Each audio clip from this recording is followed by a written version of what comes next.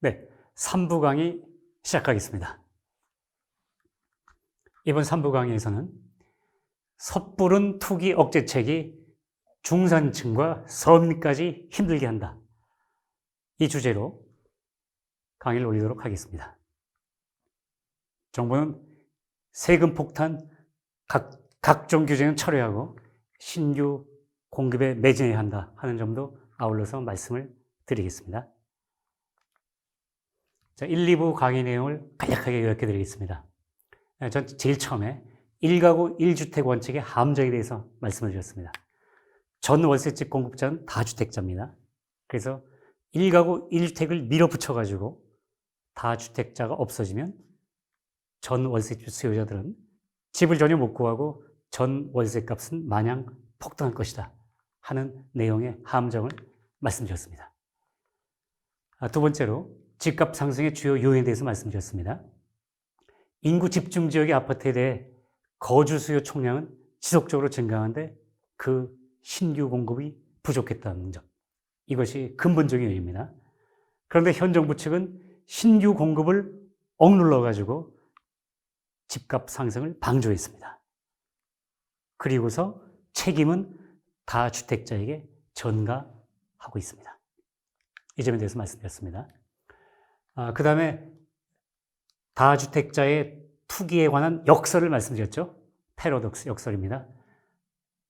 다주택자의 투기는 오히려 집값 안정에 기여한다. 신규 공급 활성에 기여해서 집값 상승 속도를 완화시키고 신규 공급 매입분의 임대를 통해서 전 월세값 안정에도 기여하고 경제 성장 촉진에도 기여한다라는 점을 말씀드렸습니다. 네 번째로 다주택자에 대한 부정적 시각에 대해서 말씀드렸습니다.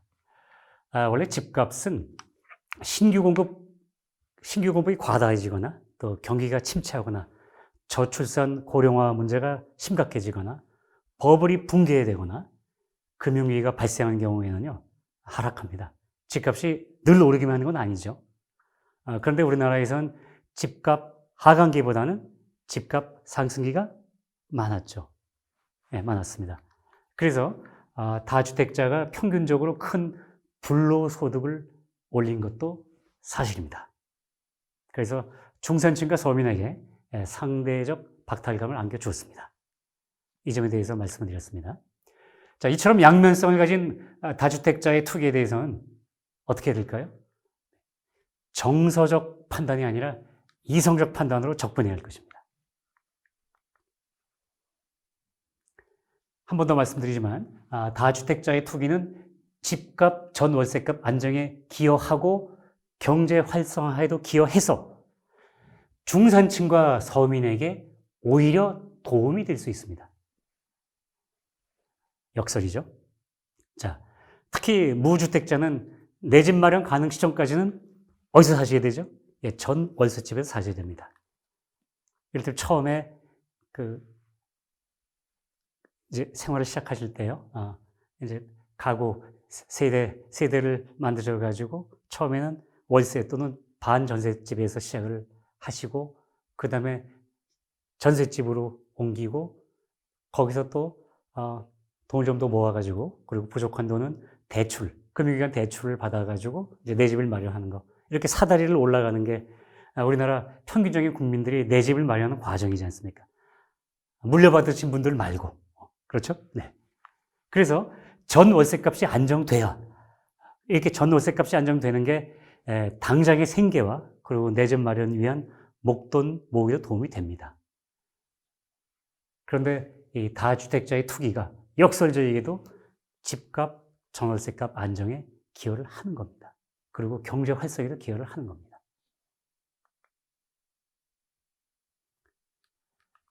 그래서 다주택자의 투기에 대해서는 이상의 순기능을 이해하고 가급적 일반적 경제활동에 허용해야 하는 수준의 경제적 자유를 보장해 주는 게 바람직합니다.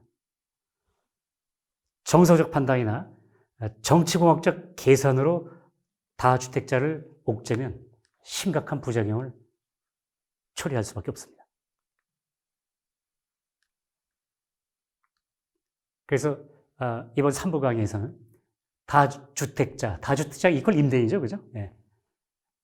다주택자 중에 뭐 실거주, 그 실수요자를 뺀 그 나머지 분들은 임대인인 거니까요.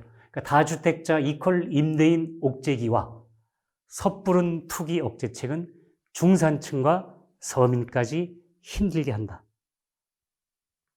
라는 점을 말씀을 드리고자 합니다.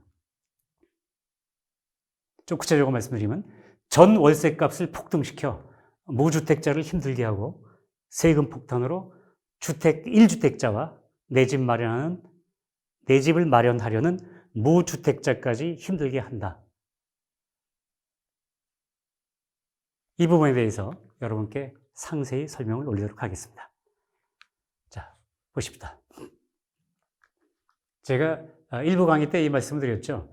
현 정부 인사들은 다 경제학자 출신들이 많습니다. 현 정부 인사들, 특히 경제정책을 마련한 분들은요, 다 경제학자 출신들이죠. 뭐, 경제학 교수도 하셨고, 그리고 또 경제관료 출신도 많고, 아무튼 경제 전문가라고 자처하는 분들입니다.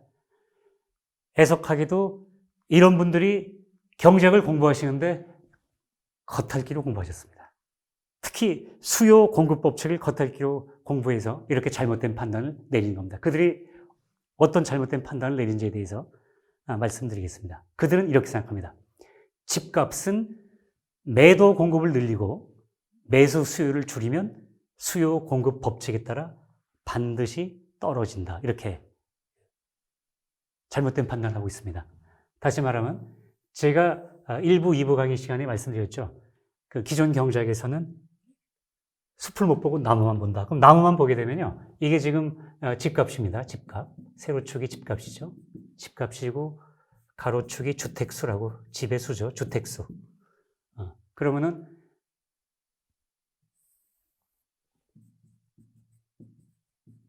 이렇게 우상향하는 이 선분이 매도 공급입니다. 그 다음에 이렇게 우하향하는 선이 매수 수요죠. 매수 수요. 이렇게 해서 집값은 양자가 균형을 이루는 수준에서 여기서 이제 집값이 결정됩니다. 예. 그런데 이렇게 결정이 되니까 현 정부 인사들은 이렇게 판단합니다. 그러면 집값 잡는 거 되게 쉬워. 어려울 게 뭐 있어? 자, 매도 공급을 늘려요. 매도 공급을 이렇게 늘려. 매도 공급을 늘리고, 그 다음, 매수율을 줄여. 매수율을 줄이면, 새로운 균형점이 여기서 형성되잖아요. 그죠? 여기서 형성되니까 집값은 반드시 떨어진다. 이렇게 잘못된 판단을 하고 계신 겁니다. 왜 잘못된지에 대해서 제가 설명을 드리려고 하는데요. 아무튼 이분들은 이 관점에서 이제 이렇게 생각합니다. 다주택자에 대해서 종부세를 많이 올리면 여분의 집 보유하기가 어려워서 팔려고 나설 것이다. 두 번째, 취득세, 재산세, 종부세, 양도세 죄다 올리면 투자 메리트가 없어지니 집 안 사려고 할 것이다. 투자 메리트 내지는 투기 메리트가 뭐 이거 다 올렸는데 무슨 메리트가 있겠어요? 그러니까 안 사려고 할 것이다. 이렇게 판단합니다. 또 부동산 구입자금 대출을 규제하면 자금이 부족하니까 집을 못 사거나 덜 살 것이다. 그러니까 매수 수요가 줄어들 것이다. 이렇게 판단하는 거죠. 또 내친김에 전세자금 대출까지 규제하면 비싼 집에 대한 임차수도 줄 것이니까 집값 떨어지기 전에 그 전에도 전 월세값이 바로 떨어질 것이다. 이런 식으로 판단을 하고 계십니다. 누가? 현 정부 인사들이. 왜? 수요 공급 법칙을 겉핥기로 공부하셨기 때문에 이렇게 잘못 판단하고 계신 겁니다. 자, 취득세 인상의 문제점, 쉬운 것부터 시작하겠습니다. 원래 여러분 취득세는 그 도입 취지가 지방자치단체, 지자체 세수 충당을 위해서 도입한 겁니다. 그래서 저율로 과세하는 게 그 도입 취지에 맞는데요. 이렇게 취득세를 인상하는 것은 도입 취지에 우선 맞지 않습니다. 보다 중요한 건 취득세가 뭐에 포함됩니까? 주택 구입 비용에 포함됩니다. 우리가 주택 구입 비용 그러면 뭐가 들어가죠? 우선 구입 가격이 들어가죠. 거기에 이 바로 취득세도 주택 구입 비용에 들어가는 겁니다. 그러면 임대인이 주택을 구입해서 그 임대 공급을 할 때 원가 생각해야 되잖아요. 원가의 일부가 주택 구입 비용이죠. 근데 주택 구입 비용의 또 일부가 취득세거든요. 그럼 취득세가 인상되면 임대인은 그 인상분을 당연히 전 월세값에 반영해가지고 세입자에게 전가합니다. 이렇게 해서 전 월세값이 올라가는 겁니다. 어떻게 하면? 취득세를 인상하면. 다음, 또 중요한 문제는 무주택자가 내 집을 마련할 때 취득세 많이 내셔야 되잖아요. 그죠? 또 1주택 중산층이 이사도 가셔야 되잖아요. 저 1주택 중산층 분들 항상 지금 살고 계신 집에 30년, 50년, 70년 이렇게 사신 분도 계시겠지만 그러기 어려운 분도 많죠. 여러 가지 이유로. 또 안 그러면은 집을 좀 넓혀 가신다거나 안 그러면 더 원하시는 동네로 이사 가신다거나 이사를 가실 일이 생기잖아요. 근데 이사를 가야 할 때마다 취득세를 더 많이 내셔야 되죠. 그럼 이것은 결국은 이 취득세 인상은 무주택자나 1주택 중산층에도 부담을 줍니다. 그렇죠? 두 번째, 재산세 인상의 문제점. 이것도 마찬가지죠. 원래 재산세도 이거 지방세거든요. 그래서 지자체 세수 충당을 위해서 이것도 저율로 과세하는 게 맞습니다. 저율로. 부동산 시가 혹은 뭐 공시지가의 저율로 이렇게 과세하는 게 맞거든요. 재산세도 보유세 중에 하나인데 원래 보유세는 제가 조금 이따 다시 말씀드리겠지만 실현된 소득에 세금을 부과해야 한다는 세금은 실현된 소득에 부과해야 한다는 과세 제1원칙에는 맞지 않습니다.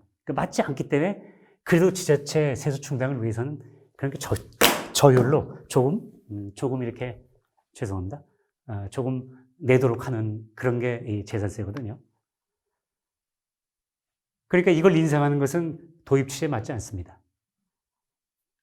정부가 중앙정부의 부동산 어떤 대책으로 재산세를 건드리는 건 이것은 도입 취지에 맞지 않습니다. 다음, 더 중요한 거는 이제 임대인 입장에서는요, 재산세가 이제 주택 보유 비용에 포함됩니다. 주택 보유 비용에. 아까 취득세는 주택 구입 비용에 포함되죠. 예. 그럼 임대인 입장에서는 집을 사가지고 그러면 일단 구입 가격에 취득세까지 하는 구입 비용 들고 그다음에 보유 비용이 들고 나중에 말씀드리지만 팔게 될 때는 매도 비용이 들어간 매도 비용에 부동산 중개 수수료만 들어간 게 아니라 양도세도 들어가는 겁니다. 나중에 말씀드리겠습니다. 아무튼 이 임대인 입장에서는 이 재산세가 주택 보유 비용에 포함된다. 비용에. 따라서 이 인상분만큼을 전 월세값에 반영해가지고 세입자에게 전가하게 되어 있습니다. 그래서 전 월세값이 올라갑니다. 또 재산세 인상은 1주택 중산층에도 부담이 됩니다. 세금 더 많이 내셔야 되잖아요. 집 보유하고 있는데 그냥 살고 있는데 그냥 쭉 살고 계시던 집이에요.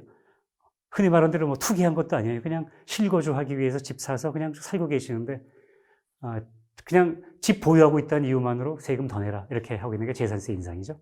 네. 문제점입니다. 이제 조금씩 복잡합니다.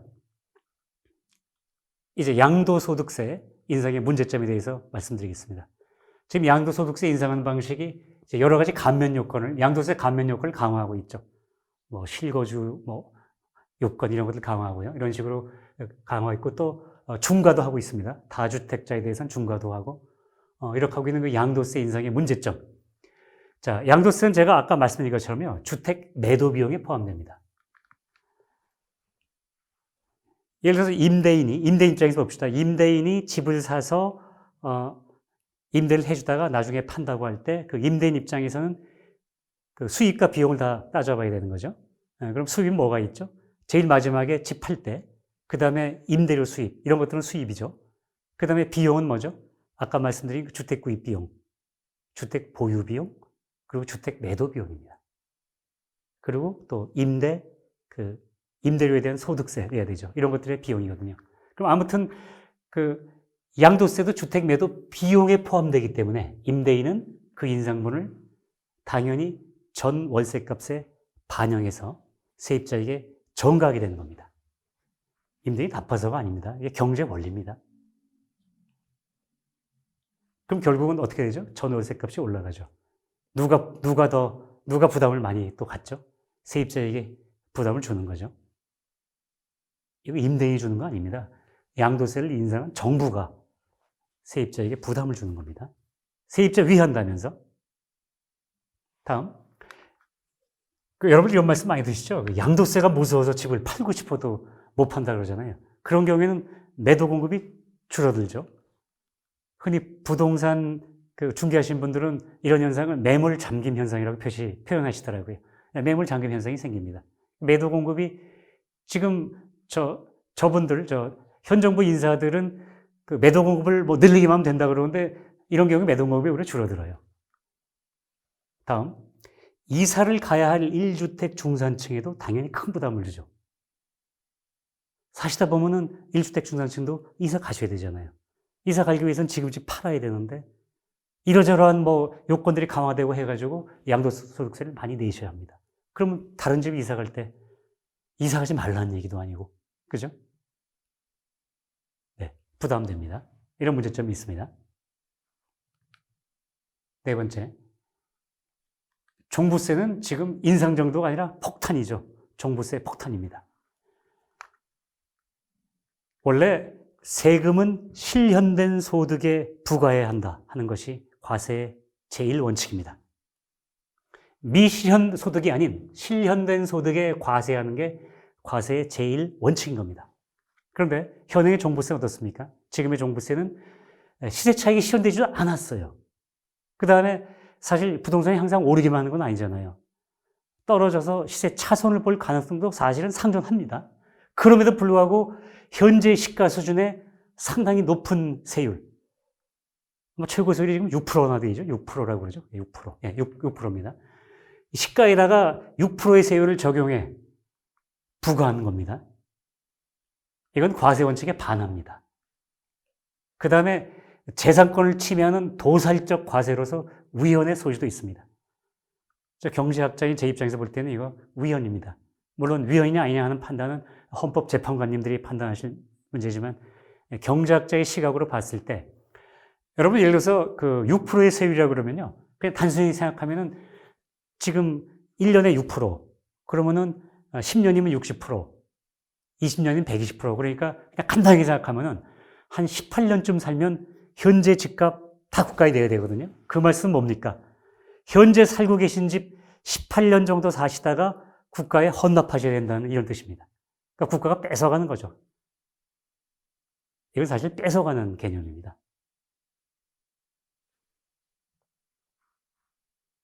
우리나라가 자유민주주의 국가고 자본주의 시장경제 국가라면 국가죠. 네, 국가인데 그런 국가에서 이렇게 재산권을 본질적으로 침해하는 도살적 과세를 할 수 있는 것인지 저는 그 점에 대해서 심히 의문을 가지고 있습니다.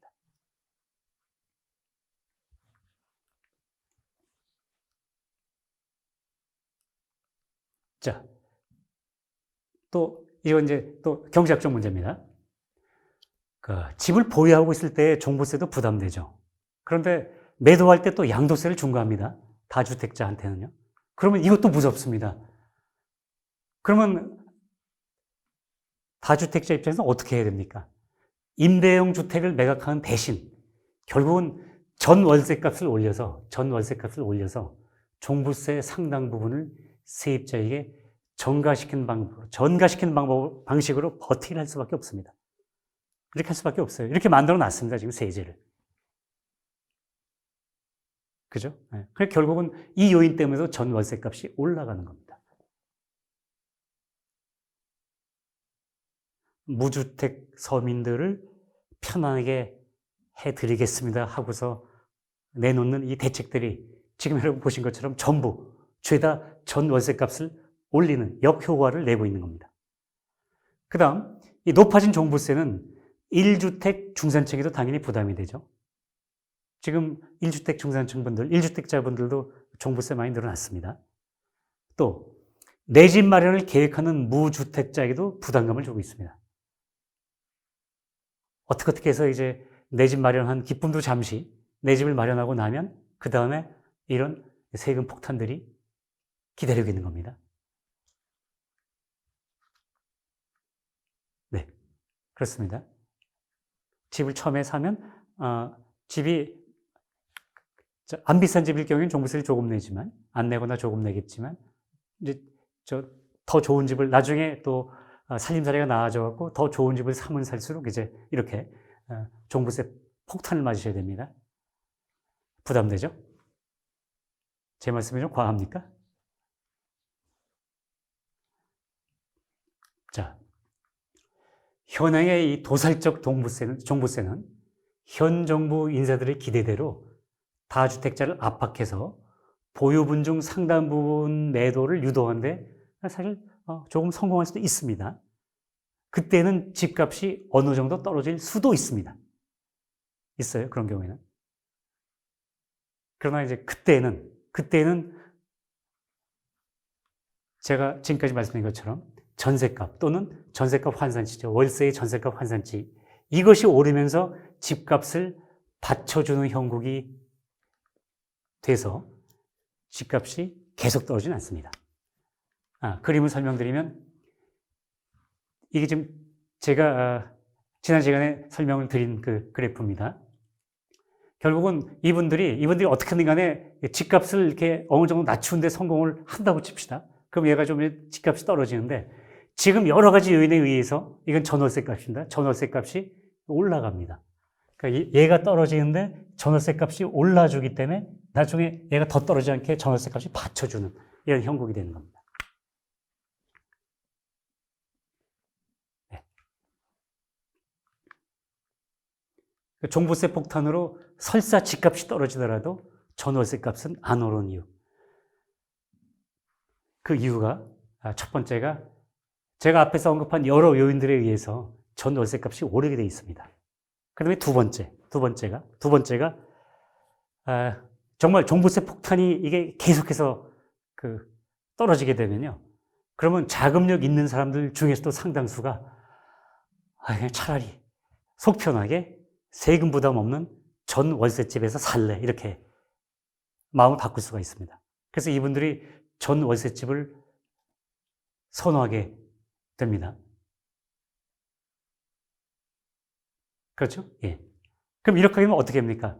가뜩이나 전 월세집들이 그 물량 공급 가능 존재 총량이 줄어들고 있는 판에 이제 자금력 있는 사람들까지도 전 월세집에 살겠다고 하게 되면 전월세 값 더 올라가는 거죠. 더 올라갑니다.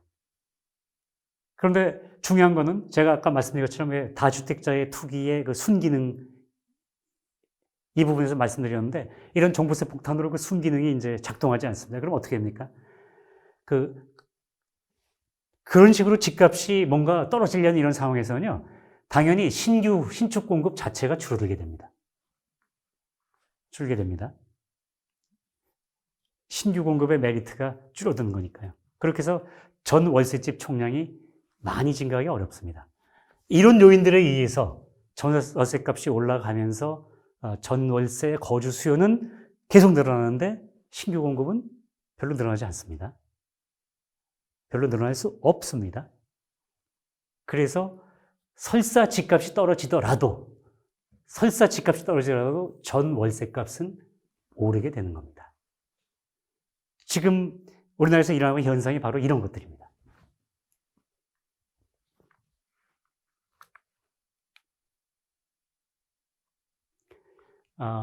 다주택자 옥죄기와 그 투기 억제책의 또 다른 문제점들은 바로 이겁니다. 제가 누차례 말씀드렸죠. 다주택자 투기는 순기능을 가지고 있다. 그러니까 신규 공급 활성화 및 집값, 전월세값 안정에 기여하고 경제 성장 촉진에 기여한다는 이 순기능이 원활히 작동하지 않게 될 것입니다. 그죠? 그렇습니다. 그래서 여러 가지 측면이 있지만, 장기적으로는 신규 공급 부진과 신규 공급이 붙으면 새 아파트들이 많이 안 나옵니다. 기존 주택은 어차피 시간이 갈수록 노후화됩니다. 그러면 어떻게 되죠? 도시 전체가 장기적인 겁니다. 서서히 낙후해질 수도 있습니다. 그 다음에 또 풍선 효과가 우려됩니다. 규제 대상에서 벗어나 있는 상대적으로 저가인 주택들 있죠. 이쪽으로 보유, 매수 수요가 옮겨갈 수가 있잖아요. 그러면 이들 주택들의 집값마저 오르게 됩니다. 그러면 무주택 서민 더욱 어려워질 수 있죠. 그렇죠? 또 아직까지 이런 움직임은 안 보이지만 이 보유 매수 수요가요. 이제 상가 쪽으로 집은 하도 규제가 많으니까 그냥 상가 사가지고 임대해야 되겠다 하는 식으로 보유 매수 수요가 상가 쪽으로 옮겨가면요. 결과적으로 어떻게 되죠? 점포 임차료가 올라가지고 이번엔 자영업자들의 부담이 증가할 수도 있습니다.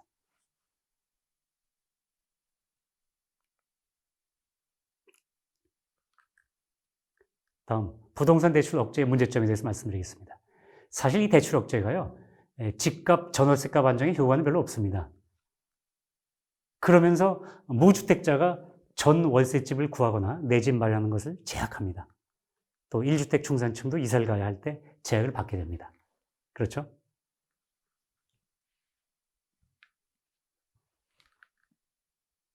일곱 번째로 임대차 3법 그리고 거주 여건 강화 등의 문제점에 대해서 말씀드리겠습니다. 이 임대차 3법의 문제점 여러분 아시니까 제가 그냥 간략하게 말씀드리겠습니다. 향후 2 내지 4년간 전 월세값 폭등 압력이 축적됩니다. 나중에 2에서 4년간의 이 유예기간이 끝나게 되면 이제 전 월세값은 폭등합니다. 지금 기존 세입자분들은 다행히 그때까지는 조금 안정적으로 살고 계실 수 있지만 그 유예기간이 지나고 나면은 이제 전 월세값 폭등을 경험하셔야 됩니다. 그리고 신규 세입자들은 그 폭등을 미리 경험해야 합니다. 그 다음에 이런 임대차 3법은요, 임대인 재산권 과도 침해, 그리고 소급 적용으로 인한 위헌, 이런 소지가 있습니다. 재산권을 과도하게 침해하고 또 지금 소급 적용을 하고 있지 않습니까? 이 두 가지는 위헌의 소지가 있습니다. 그 다음에 거주요건 강화, 실거주요건을 강화하고 의무거주요건 부과하고 이런 것들이죠. 이런 것들은 사실 뭐를 침해합니까? 거주 이전의 자유를 침해하죠. 자기가 좀 살고 싶은 데서 살 수 있어야 되는데 너무 옥죄입니다. 이러면 행복 추구권도 침해하는 거잖아요. 맞죠? 이런 문제가 있습니다.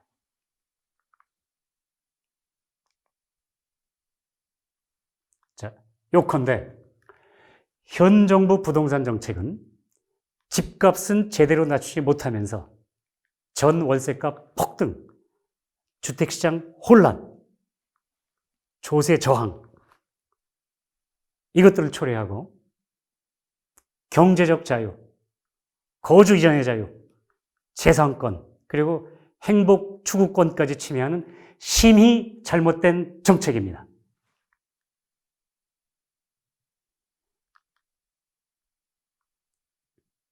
자, 설사 집값이 얼마간 낮아지더라도, 좀 낮아졌다고 칩시다. 종부세 폭탄 같은 것으로. 그렇더라도 그렇게 해서 집값이 낮아지는 것은 이거 억지로 눌러오는 겁니다. 스프링 계속 누르고 있는 겁니다. 스프링. 아주 튼튼한 스프링을 계속 억지로 눌러놓는 겁니다. 그러면 그 낮아진 상태가 계속 유지되려면 어떻게 되는 거죠? 중산층과 서민까지 포함된 국민 다수가 옥죄기를 당한 상태 또한 장기적으로 지속되어야 하는 겁니다. 그렇죠? 자, 집 가진 사람, 집 없는 사람, 집 가지려는 사람 모두를 불안하게 하는 상처뿐인 영광, 이게 무슨 의미가 있겠습니까? 상처를 누가 받죠? 국민들이 상처받습니다. 만약에 집값이 조금 내렸다 그러면 우리가 이런 정책을 펴서 집값을 낮췄습니다. 국민 여러분 하면서 그 영광은 현 정부 인사들이 누리려고 하겠죠. 상처는 바로 국민 여러분이 입으시는 겁니다.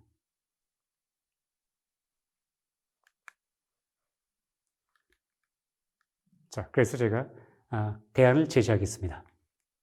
사실 제가 그동안에 1부, 2부, 3부 이 강의를 하면서 강의를 올리면서 이제 문제점들을 지적하지 않습니까? 그럼 그 문제점을 발생시킨 요인들을 그냥 제거하면 그게 대안인 겁니다. 제목, 부동산 정책은 기본으로 돌아가면 되는 겁니다. 기본으로 돌아가야 합니다. 간략하게 말씀드리겠습니다. 이미 문제점을 지적할 때 자세하게 설명을 드렸기 때문에. 자, 첫 번째, 무엇보다도 신규 공급을 크게 늘려야 합니다. 첫 번째도 신규 공급, 두 번째도 신규 공급, 세 번째도 신규 공급입니다. 재개발, 재건축 규제, 이거 대폭 완화해야 됩니다. 분양가 상한제, 특히 민영주택에 대한 분양가 상한제, 이건 폐지하거나 완화해야 됩니다. 용적률과 층고 제한도 완화를 하는 게 좋습니다.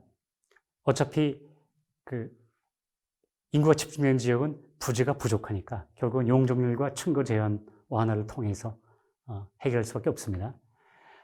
그 다음에 제가 건설회사 경영하신 분들 혹은 건설회사 임직원분들하고 가끔 만나 뵙다 보면요, 이분들이 이 사업 승인이나 건축사업, 아파트 건축사업, 건설사업 사업 승인 과정이나 또 건축허가 과정에서 정말로 불필요한 규제가 너무나 많다고 이렇게 호소를 하십니다.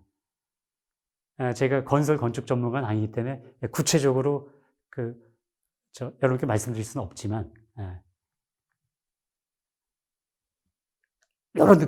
제 느낌으로 분명히 완화 가능한 규제가 지금 많이 있는 것 같습니다.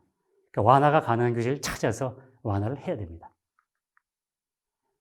단 그린벨트는 도시의 허파죠. 도시의 허파 그린벨트를 해제하는 문제에서는요, 극히 신중해야 할 것입니다. 두 번째로 이제 공공임대주택과 이른바 공공반값 아파트 공급도 확대해야 할 것입니다. 어차피 주요 지역 내에서 민간사업 차원의 신규 공급주택은 그거 아무리 분양가 상한제 만들고 해가지고 이거를 값을 낮췄다고 하더라도 그래도 소득과 재산이 부족한 계층에게는 여전히 뭐죠? 그림의 떡입니다.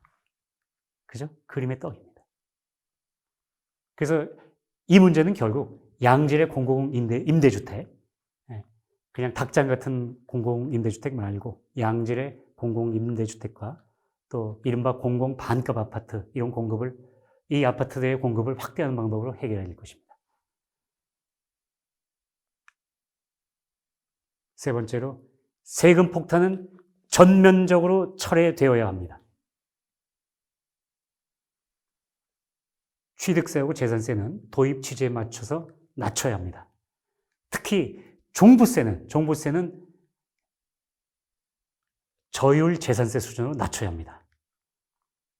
만약에 종부세를 높은 세율로 유지하시고자 한다면 양도세하고 연계시켜서 나중에 양도세 계산할 때, 집 팔 때 양도세 계산하지 않습니까? 양도세 계산할 때 보유기간 중에 납부한 종부세만큼 세액공제를 허용하는 방식으로 이렇게 운영하면 조금 나을 수도 있습니다. 그리고 양도소득세도 예전 수준으로 당연히 환원시켜야 됩니다. 세금 폭탄은 전면 철회되어야 합니다.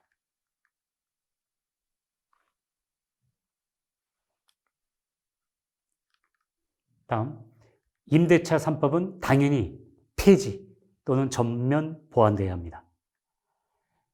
그 밖에도 거주 이전의 자유나 재산권이나 행보 추구권을 침해할 소지가 있는 규제는 전부 폐지 또는 완화되어야 됩니다. 부동산 관련 대출 규제도 금융기관 건전성 관리 차원의 BIS 비율 같은 거 규제고 그러잖아요. 그거는 금융위기를 막고 또 금융기관 건전성, 금융기관의 자산 건전성을 관리하기 위해서 필요한 규제거든요. 그런 통상적인 금융기관 건전성 관리 차원의 규제로 완화되어야 합니다. 제가 제시할 수 있는 대안을 여러분께 아주 간략하게 말씀을 드렸습니다.